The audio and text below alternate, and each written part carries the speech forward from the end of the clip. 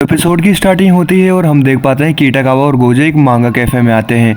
Gojo कहता है कि मैं आज से पहले कभी भी मांगा कैफे में नहीं आया। कीटाकावा कहती है क्या सच में?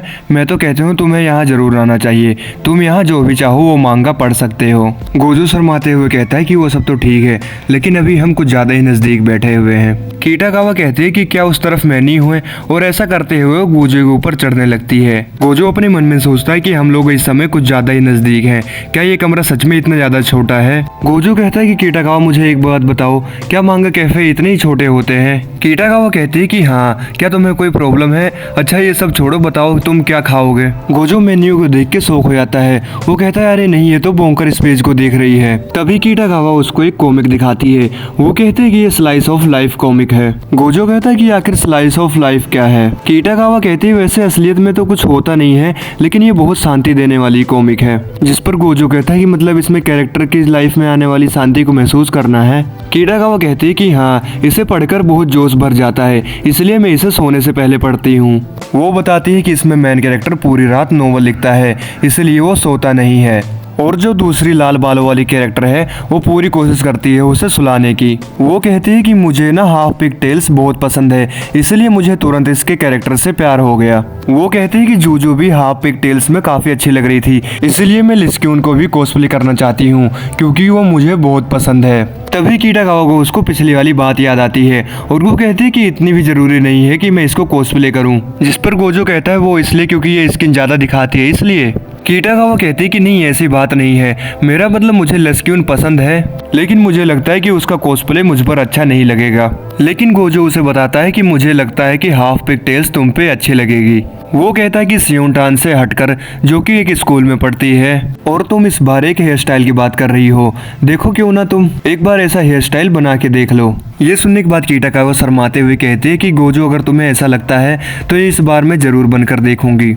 गोजो सोचता है कि सुजुकुटान और ब्लैक लोबेलिया में इतनी अच्छी लग रही थी, तो मुझे नहीं लगता कि इसे इतना सोचना चाहिए। वो कीटाकावा से कहता है कि अच्छा एक बात ये बताओ कि सुकुबस कौन होती है, मैंने उनके बारे में सुना नहीं है। कीटाकावा कहते हैं कि वो डीमंस होती हैं, वो लड़कों को जोश दिलाने वाले सपने दिखाती हैं और फिर उनका सीमन पीकर उन्हें मार देती हैं। ये सुनकर गोजो हैरान हो जाता है। वो कहता है पर तुमने तो कहा था कि ये बिल्कुल शांति वाली कॉमिक्स है।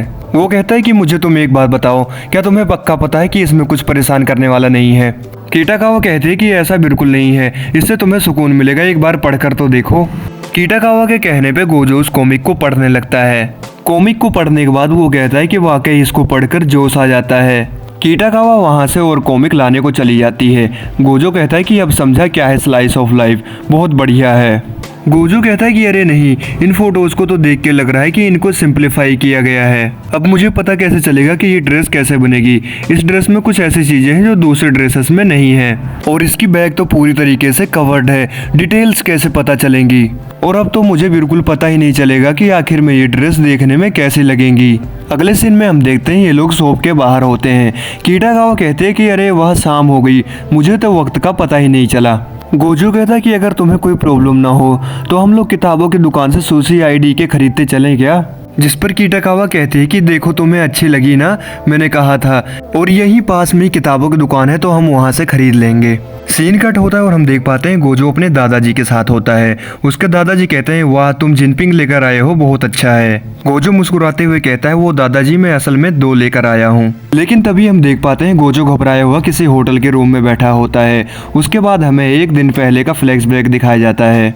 हम देखते हैं कि कीटाकावा गोजो को मैसेज करके कहते हैं कि हमें फोटोशूट के लिए एक होटल मिल गया है। इसके बाद ये दोनों उस होटल के रूम में आ जाते हैं और कीटाकावा खुशी के मारे कूदने लगती है। वो कहते हैं कि ये रूम कितना सिंपल और बड़ा है, बिल्कुल कनामी कुन के रूम जैसा। तभी कीटाकावा वहाँ एक सामान को देखती है। वो कहती है कि ये एक मसाजर है और ये लव होटल में होना एक आम बात है। गोजो ये सुनकर चौंक जाता है। वो कहता है पहले तुम मुझे ये बताओ, क्या ये एक लव होटल है? जिस पर वो हाँ में जवाब देती है। गोजो कहता है अरे तुमने मुझे ये बताया क्यों नहीं कि हम लव होटल में आए हैं, हम आखिर यहाँ क्या करने आए हैं? जिस पर कीटाकावा बताती है कि कल मुझे एक बेड दिखा जो कि कनामी कुन के पास है, तो मैंने उसे फटाक से बुक कर लिया, और ये एक लव होटल है, ये मुझे यहाँ आने के बाद में पता चला। गोजो सोचता है कि अगर मैं ये मान लूँ कि ये एक स्टूडियो ही है, तभी उसकी नज़र इस चीज़ पर जाती है। वो कहता है कि लेकिन मैं ऐसा कैसे मान लूं, मेरी सोच इतनी अच्छी नहीं है। वो कहता है कि मैं यहाँ रुक नहीं पाऊंगा सिर्फ ये सोचकर कि मैं कीटाकावा के साथ एक लव होटल में हूँ। कीटाकावा कहती है कि लव होटल में आना मेरा एक सपना था, क्योंकि मैंने बहुत सारे कोस्प्लेयर्स को देखा है वो यहाँ पर आके मस्ती करते हैं। जिसके बाद वो बाथरूम में कपड़े बदलने के लिए जाने लगती है। वो कहती है गोजो क्या तुम अंदर आना चाहोगे? और ये सुनकर गोजो हैरान हो जाता है।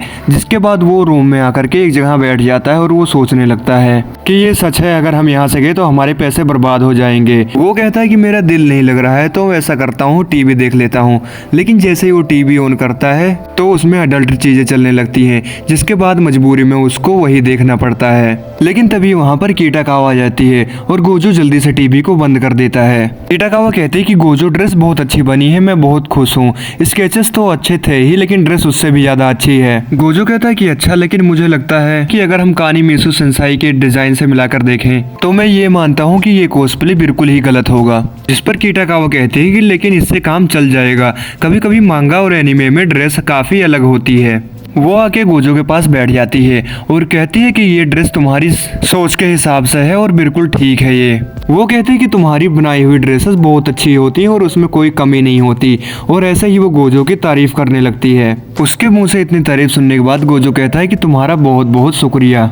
लेकिन तभी कीटाकावा कहते हैं क्या तुमने वो अर्बन लीजेंड की कहानी सुनी है जो कि अपने पर्स में कॉन्डोम रख के बहुत अमीर हो जाते हैं? ये सुनकर गोजो हैरान हो जाता है और कहता है कि ये कोई कहानी है क्या?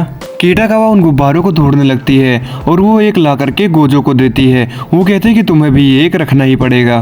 थोड़ी देर बाद हम देखते हैं गोजो कीटाकावा का मेकअप करने लगता है। कीटाकावा कहते हैं कि सच बताना क्या मैं अच्छी लग रही हूँ? जिस पर गोजो कहता है कि हाँ लग रहा है लेस्क्यून मांगा से निकलकर बाहर आ गई है।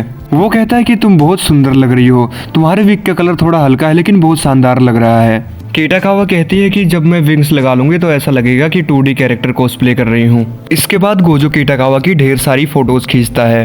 गोजो कहता है मैं अब ऐसी फोटो खींचना चाहता हूँ जिसमें तुम कनामे कुन को लोरी सुना रही हो। फोटो खींचने के बाद गोजो कहता है कि ना जाने क्यों मुझे इसमें कुछ कमी लग रही है।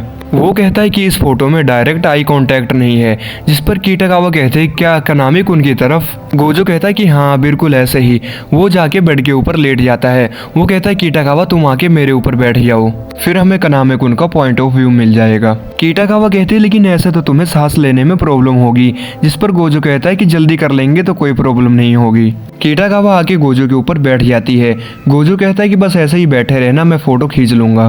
कीटाकावा कहती है कि मुझे अच्छा लग रहा है, पहले साथ में बैठना, फिर कोस्प्ले करना, उसके बाद फोटो खींचना मुझे बहुत अच्छा लग रहा है।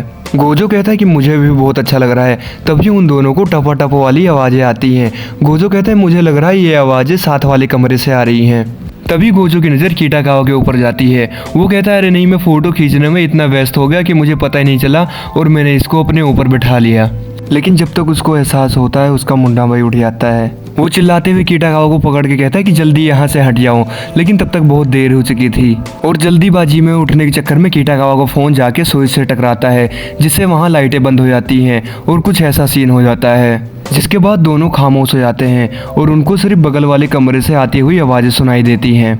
इन दोनों का मूड बनने ही वाला था लेकिन तभी लैंडलाइन पे फोन आ जाता है। गोजो कीटाकावा से शर्माते हुए कहता है कि अब हमारा रूम छोड़ने का वक्त हो गया है। जिस पर कीटाकावा शर्माते हुए कहते हैं कि हाँ मैं बस अभी कपड़े चेंज करके आ रही हूँ। चेंजिंग रूम में बैठ के वो यही सोच रही थी कि आखिर ये हो क्या गया था, हम बहुत नज़दीक आ गए थे। इसके बाद ये दोनों वहाँ से लिफ्ट में बैठ के निकल लेते हैं। तभी कीटाकावा को एक लड़की दिखती है। वो लड़की कीटाकावा को देख के कहते हैं कि हाई स्कूल की लगती है, बहुत प्यारी है, शायद ये लोग यहाँ पे रिलैक्स करने आए होंगे। अगले सीन में हम देखते हैं गोजो अपने घर पर होता है। वो अपने सर पे मारते हुए कीटाकावा का नाम ले रहा होता है। शायद वो भी बेचारा बहुत ज़्यादा शर्मिंदा हो गया था। जिसके बाद ये एपिसोड यहीं पर ख़त्म हो जाता है। उम्मीद करता हूँ आप लोगों को ये वीडियो अच्छी लगी होगी। अगर अच्छी लगी होगी तो चैनल को सब्सक्राइब जरूर करना। तब तक के लिए बाय बाय।